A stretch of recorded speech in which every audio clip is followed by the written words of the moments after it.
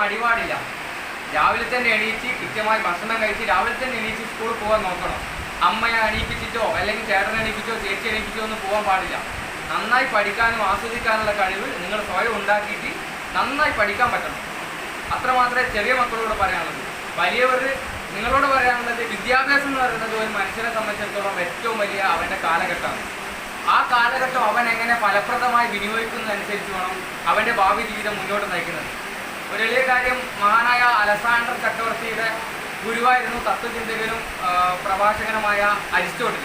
ഒരിക്കൽ അരിസ്റ്റോട്ടിൽ നമ്മുടെ അലസാണ്ടർ ചക്രവർത്തിയോട് പറഞ്ഞു, പഠനകാലത്ത് യജമാനനെ പോലെ പഠിക്കുകയാണെങ്കിൽ അയാൾക്ക് ഭാവി ജീവിതം ഒന്നും ഉണ്ടാവില്ല. എന്നാൽ അടിമയെപ്പോലെ തൻ്റെ വിദ്യാഭ്യാസ കാലഘട്ടത്തിൽ ഒരു അടിമയെപ്പോലെ നിൽക്കുകയാണെങ്കിൽ അവൻ്റെ ഭാവി ജീവിതം എപ്പോൾ സുരക്ഷിതമായിരിക്കും. എത്ര സത്യം! നമ്മുടെ വിദ്യാഭ്യാസ കാലത്ത് ഒരു അടിമയെ പോലെയാണ് നിൽക്കേണ്ടത്. അധ്യാപകർ പറയുന്നത്, കൂട്ടുകാർ പറയുന്നത്, സ്കൂളുമായി ബന്ധപ്പെട്ട ഉദ്യോഗസ്ഥർ പറയുന്നത്, അവർ പറയുന്ന പോലെ നമ്മൾ അടിമയെ പോലെ ജീവിക്കുകയാണെങ്കിൽ നമ്മുടെ ഭാവി എപ്പോൾ സുരക്ഷിതമായിരിക്കും. എന്നാൽ ആ വിദ്യാഭ്യാസ കാലത്ത് സ്വതന്ത്രവും യജമാനനെ പോലെയും നമ്മൾ ജീവിക്കുകയാണെങ്കിൽ നമ്മൾ അപ്പാടെ തകരും.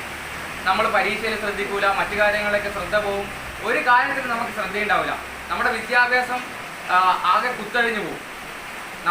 നമ്മുടെ ജീവിതത്തിലും കൂടി തോക്കും.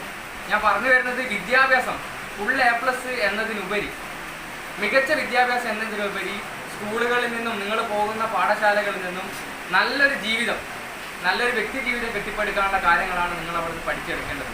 ഒരു പൊതുവായിട്ടുള്ള കാര്യങ്ങൾ കൂടി നിങ്ങളുടെ വിദ്യാഭ്യാസ സ്ഥാപനങ്ങളിൽ നിന്ന് പഠിക്കണം. നല്ല അറിവ് അവിടെ നിന്ന് കിട്ടും. 4 ചുമരുകൾക്കുള്ളിൽ നിന്ന് കിട്ടുന്നതിനേക്കാൾ ഒട്ടനവധി അനുഭവങ്ങൾ നിങ്ങൾക്ക് അവിടെ നിന്ന് പഠിച്ചെടുക്കാൻ പറ്റും. ഇപ്പോൾ തന്നെ കാണുന്നില്ല, ഇപ്പോൾ പൊതുവെ സമൂഹ മാധ്യമങ്ങൾ ഇപ്പോൾ നടന്നുകൊണ്ടിരിക്കുന്ന പ്രശ്നം കണ്ടിട്ടില്ല, കോക്രോച്ച് പാറ്റ പാർട്ടി, കോക്രോച്ച് ജനതാ പാർട്ടിയുടെ പാർട്ടി. എന്തിനായിരുന്നു അവർ സമരം ചെയ്യുന്നത്? CJP എന്ന് പറയുന്ന കോക്രോച്ച് ജനതാ പാർട്ടി.